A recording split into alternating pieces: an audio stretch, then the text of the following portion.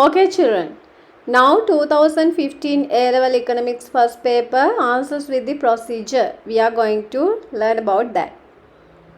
Then first one, which of the following is a microeconomic statement? First of all, you have to learn about what is the microeconomic statement and also the macroeconomic statement, because you have to identify the difference between these two. Microeconomics means studying behavior of small units of an economy, such as each sector, institutions, persons that consist each sector of an economy and economic variables separately is called microeconomics. That means microeconomics we learn about small units of an economy.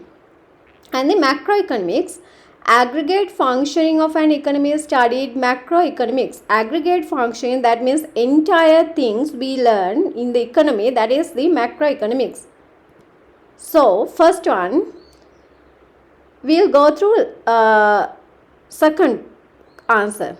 Unemployment was 5.8% of the labor force last year. Unemployment of the entire economy. So that is the entire economic activities we learn, that is a macroeconomic statement. The real gross domestic product increased by 7% last year. Real means goods. That means the economy GDP, that means goods production increasement, that means entire economy, that is also macroeconomic statement. Then fourth one, the general price level increased by 4% last year. General price level, that means the prices are increasement of all the goods and services in the economy. That is the general price level. We call it as also inflation. So it is also entire economic activity, that is a macroeconomic statement. The tax revenue of the government decreased by 8% last year. That is also entire economic activities, that is also a macroeconomic statement. We'll go first answer. The price of rubber declined by 10% last year. Rubber, that means a one production in the economy, not all the productions of an economy, one product. Rubber is a one product, so this is a microeconomic statement because small units we call, that is the microeconomic activities. Then second question, the three key groups of decision makers in an economic system are households, business firms and government. Then third one, the opportunity cost of a particular activity. First of all, we have to learn what is the opportunity cost. Here, the opportunity cost within a production process when utilizing resources for a particular use, the value of the next best alternative which was able to produce using same resources is defined as opportunity cost of production process. When we concern about two goods, as we can take as instance tea and coffee. When you produce tea, you have to sacrifice the coffee production. That means next best alternative, that means if producing tea, we have to sacrifice coffee. The next best alternative is the opportunity cost is the coffee. So opportunity cost can be divided into two parts, that is the direct cost and indirect cost. Direct cost means explicit cost, we can call also. Indirect cost, implicit cost. Direct cost means that means without the institute, the production company incur the cost, that is the direct cost.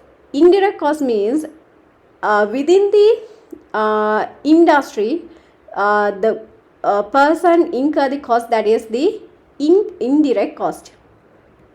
Here the answer is the both monetary cost, that means direct cost, and foregone income, that means indirect cost, both are called the opportunity cost. Then fourth question, along a country's production possibility frontier. First one, the level of production is changing. Production possibility frontier along. So when technology changing, the production possibility curve shift to right and leftwards. So you can see it here.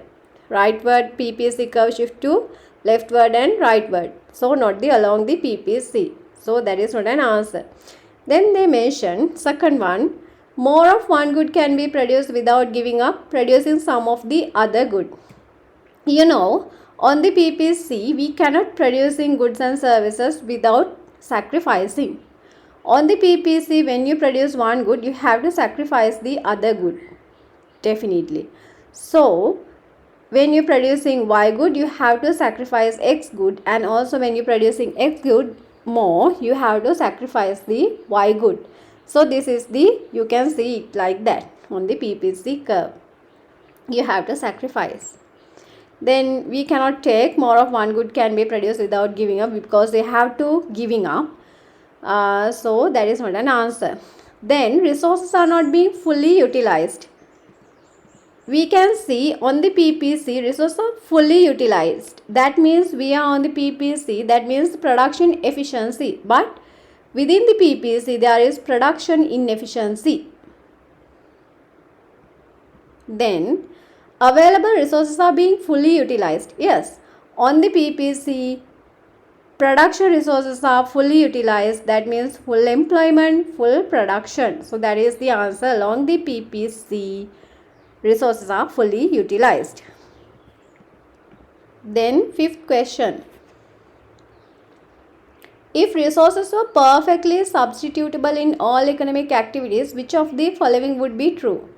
Okay, first of all, we have to learn about perfectly substitutable resources. Okay, constant opportunity cost.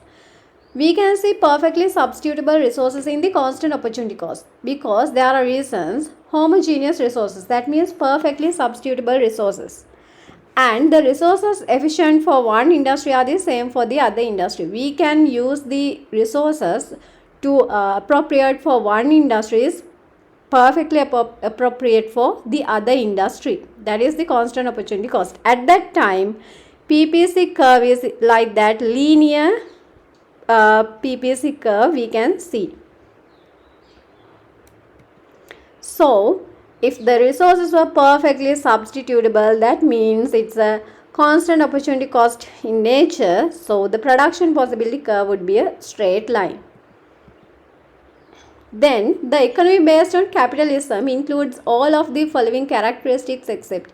That means the except one. What is the first of all, we'll learn what is the capitalism. Capitalism, market economy, we can see private sector in the market economy, and also price mechanism. That means through the demand and supply, the price decided.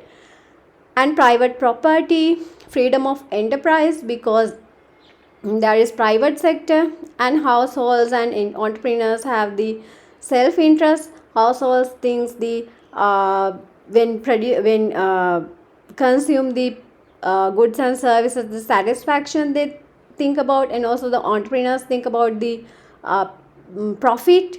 But centralized planning cannot be seen in the capital economy, because capitalism economy, centralized planning can be seen in the socialism economy. That means command economy, we can see that planned economy, because centralized planning doing by the government sector.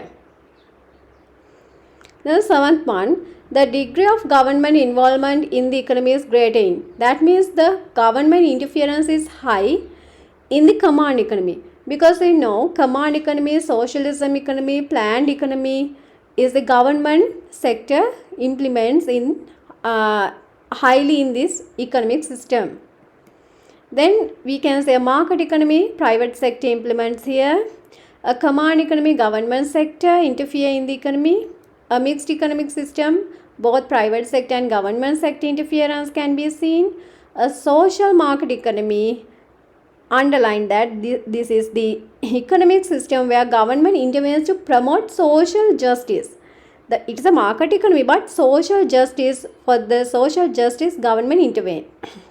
Then a traditional economy, this is a trend moving towards new cultural framework based on a religion or a traditional society can be seen. That means according to traditions and cultural framework the economy implements, that is a traditional economy. So higher involvement in the government sector, that is a command economy. Okay.